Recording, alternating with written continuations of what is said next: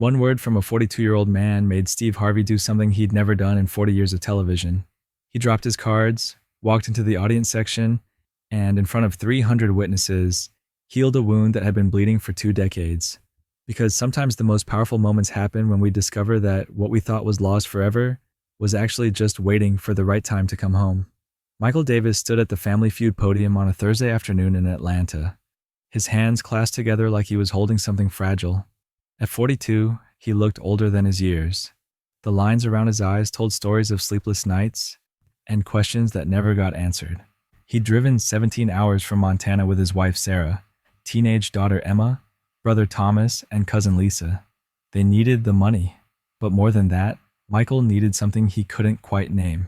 What Michael didn't know was that in seat D17 of the studio audience, wearing a baseball cap pulled low, sat Robert Davis, Michael's father, the man who had disappeared when Michael was 22, leaving behind nothing but a note that said, "I'm sorry." Robert had been watching his son for 2 hours, and with every passing minute, the weight of 2 decades pressed harder against his chest. 20 years ago, Michael was a college senior dreaming of becoming an architect. His father Robert was a construction foreman who believed hard work could solve any problem. They were close, best friends, until Robert made a mistake that would haunt them both forever. Robert had been gambling desperately, drowning in debts to dangerous people. One night, he emptied the family savings account that held Michael's college tuition and disappeared. No explanation, no goodbye. Michael woke up to find his father gone and his dreams impossible. He dropped out 3 months before graduation and took construction jobs. It took him 7 years to finish his degree through night classes. 7 years of wondering why his father had abandoned him. He got married, he had a daughter, he built a life, but there was always a hole where his father should have been. Robert spent 20 years in his own prison. He paid off his debts within 3 years, working triple shifts and living in his truck. But the shame kept him away. He followed his son from a distance, learning about the wedding through a private investigator, seeing pictures of Emma on social media from anonymous profiles. He was a ghost by choice, haunting the edges of a life he felt unworthy to enter. 6 months ago, Robert saw Michael's Facebook post, "We got selected for Family Feud." He stared at it for 3 days, then contacted the show's producers. He told them everything and asked if he could be in the audience, just to see his son one more time. The producers brought it to Steve Harvey, expecting refusal. Instead, Steve said, "Set it up. This is about giving a father and son a chance to heal." The game started normally. The Davis family played energetically against the Morrison family from Texas. Michael was their strongest player, quick and confident. But Steve noticed something during introductions, a guardedness. When asked about family, Michael talked about his wife and daughter with love. But when asked about parents, his jaw tightened. "Just my mom. She's watching from Montana." They reached the 4th round.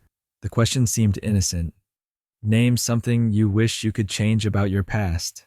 Sarah went first. "My wedding dress," she laughed. Then it was Michael's turn.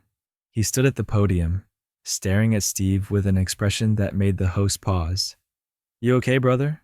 Steve asked gently. Michael nodded, but something had shifted. In the audience, Robert leaned forward, gripping his armrests. He knew that look. "Michael," Steve prompted, "something you wish you could change?" Michael took a breath.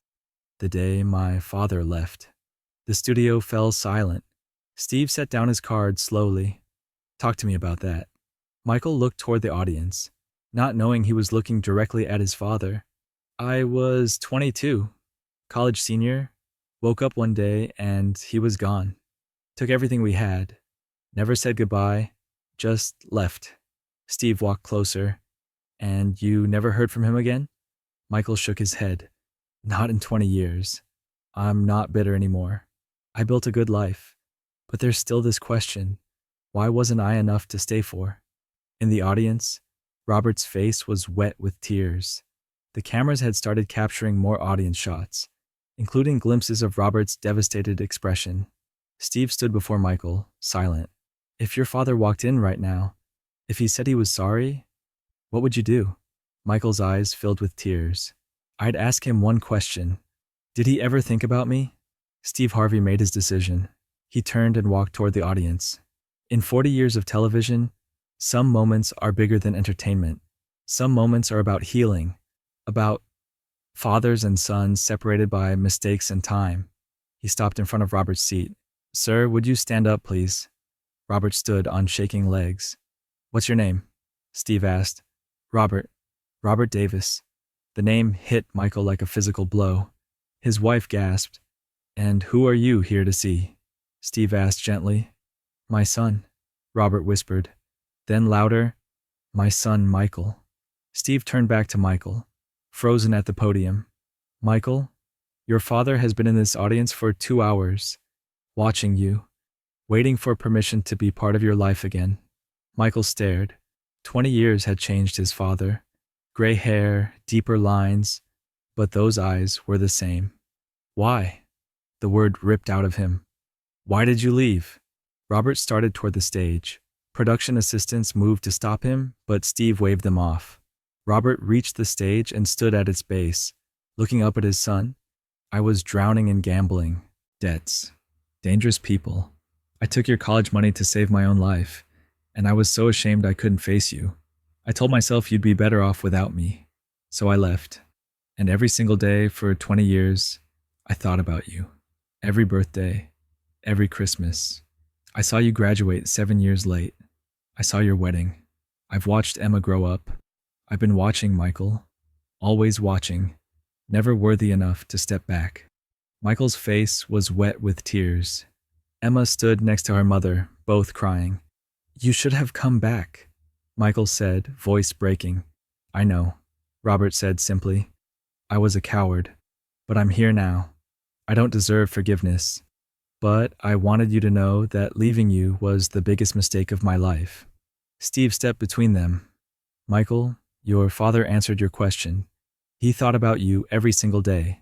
Now you decide, shadows or light. Michael looked at his father, really looked at him. Did you ever love me? Before everything went wrong. Robert's face crumpled. You were everything. My pride, my reason for every extra shift. Losing you didn't happen when I left. It happened every day after. 20 years of losing you one moment at a time. Michael stepped down and walked to his father. The studio was silent. He stopped in front of Robert. I can't promise I'm ready to forget. I can't promise this will be easy. I know, Robert said. Then let's start with this, Michael said, holding out his hand. Robert looked at the hand, then at his son's face. He ignored it and pulled Michael into a hug.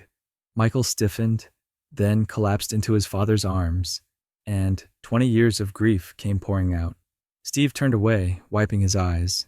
He walked to Emma. Would you like to meet your grandfather? Emma walked across the stage on trembling legs. Robert opened one arm. Emma stepped into the embrace, and suddenly, it was 3 generations connected by loss and hope.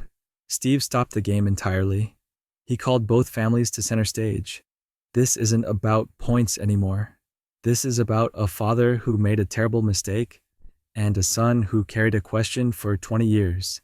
Do we stay broken, or do we try to heal? He turned to both families. We're finishing this game together, one team, because family is the people who show up, and sometimes the people who come back. The game continued, transformed. Both families played together. Steve created new questions. Name something that takes courage. Name something that can be repaired. At the end, both families split the winnings. But the money was irrelevant. What mattered was when Steve told Robert, you've got a second chance. Don't waste it.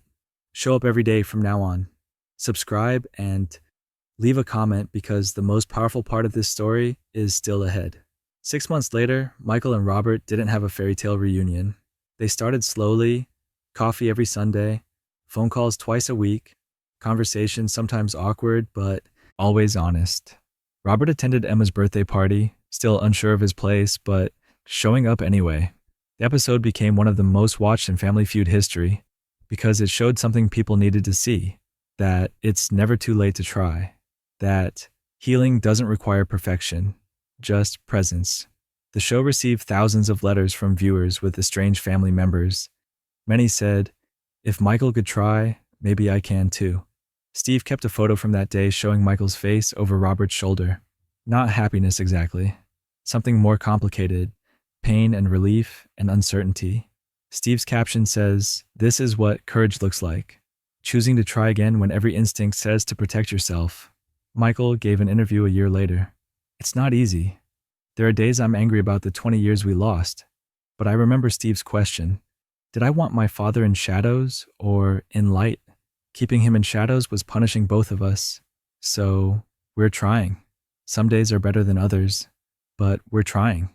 Robert said in his interview, "I thought I was protecting Michael by staying away. But the worst thing I did wasn't taking his college money.